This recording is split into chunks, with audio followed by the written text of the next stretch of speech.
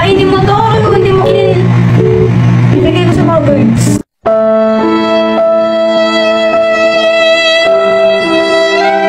Siyempre, pag nagustuhan mo. Akala mo sa masinayan na tayo? Magkakala nag-detention na tayo eh. Pero ngayon, nagustuhan ko. Bukas lang tayo mag-start mag-dami. Kahit ang madami.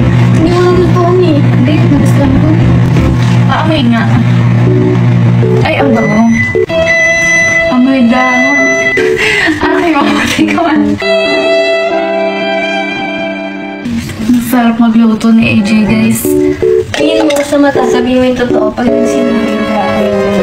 Akin masarap. Mamatay ka man. Sarap mo magluto. Kaya gusto ko pag nandito ako kasi lagi mo ka nalulutuan ng mga specialty mo yun.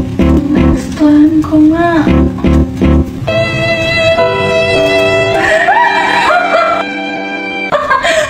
Akin, nagustuhan ko nga. Mamatay ka man. Promise. Hindi ko sasabihin na mamatay ka man kung di ko nagustuhan. Promise. Sarap mo magluto. Kaya malaman itis.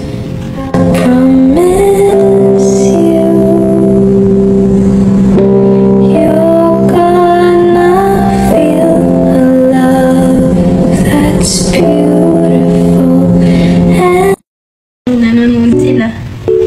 Oo nga eh. Wala akong magagawa. Tatampo eh. Sige, dahil nagustuhan mo sa'yo na yun lahat, mag-white rice na lang ako. Sige. Ano talaga? Thank you. Dadalhin ko sa bahay ang iba kasi gusto ni Mami. Favorite yan ni Mami. Kasi sila na yan po kasi kailangan makumpos mo na ngayon.